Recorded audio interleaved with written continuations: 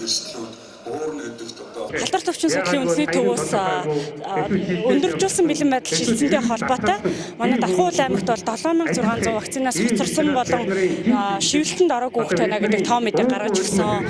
Үүний дагуу бид хэд хаалганаас хаалганд яваад дархлаажуулалтаа хийгээд нийтдээ бол нэг 12%-ийг нь бол дархлаажуулсан байна. Энэ нь ойролцоогоор 910 хүүхэд. За мөн иргэнжээр нэг 2700 гаруй хүүхдүүдийн мэдээллийг шивсэн байна.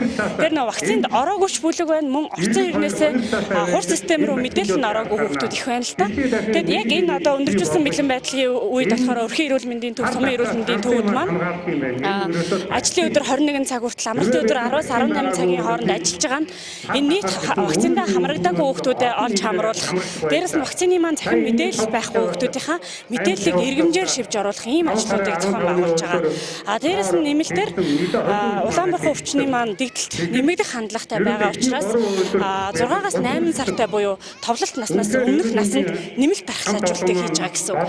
Яагаад гэвэл манай Дархуул аймгийн хэмжээнд бол бүр тэр дамаа хараад үзэх юм бол нийт одоо хамгийн хөвчлөл бүртгэгдэж байгаа нас нь 0-аас 4 нас байгаа. Тэгээ 0-аас 4 насныхан дотроо вакцины нас болоогүй буюу сартай хүүхдүүд байгаа тийм. Тэгэхээр энэ сартай хүүхдүүдийг мэдээж вакцинаар хамгаалахгүй бол маш их хүндрэлтэй байгаа.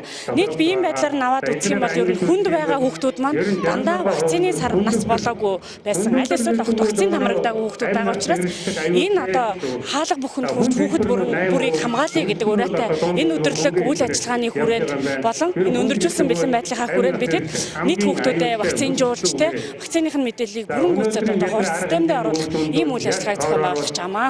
Монгол улс даяар нэгэн зэрэг энэ дархлаажуулалтын хаалганаас энэ хаалганд хүрэх энэ Улаанбаатар өвчнөөс урьдчилан сэргийлэх дархлаажуулалтын вакцинжуулалтын аяныг одоо эхлүүлж байна.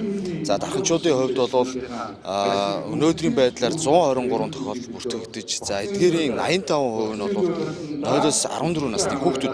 Тэгэхээр эндээс харахад бол хүүхдүүд маань хамгийн их эрсдэлтэй энэ бүлэгт байна гэж ингэж харахаар байна. Тэгэхээр одоо өнөөдрийн байдлаар 11 хүүхэд маань бас нэгдсэн эмнэлэгт хэвтэн эмчилүүлж байна. За энэ дотор бас хүнд одоо туссан ийм хэлбэрүүд байгаа. Тэгээд энэ дархлаажуулалт өөрөө энэ энхийн цагт бид нар үр хүүхдүүдэд энэ өвчнөр одоо энэ дэгдэлд одоо хүргэх гэдэг бол маш харамсалтай. Ягаад гэвэл энэ вакциныг анх удаа биш, урд нь одоо туршаад үзчихсэн, шинжлэх ухаанаар нотлогдчихсан ийм вакцин хийгдэж байгаа. Тэгэхээр зарим эцэг эхчүүд, за зарим ард иргэд маань бас буруу мэдээлэл автаад, буруу мэдээлэл төтлөгдөд энэ вакцинжуулалтанд хамрагдахгүй байх юм тохиолдлууд нэлээд гарч байгаа учраас бид энэ вакцинжуулалтынхаа ач холбогдлыг танилцуулах, хаалганаас хаалганд хүрч ажиллах ийм одоо аяныг бол аль бие усаар ингээд эхлүүлж байгаамаа. Тэгэхээр ард иргэдтэй, дарханчуудаа уриалж хэлэхэд бол хайртай гэр бүлээ, хайртай хүүхдүүдээ өөрсдийгөө бас энэ эрсдлээс хамгаалж энэ вакцинжуулалтын аянд одоо идэвхтэй хамрагдаараа гэж ингэж уриалж байна. Шинжлэх ухаан хөгжсөн энхийн цаг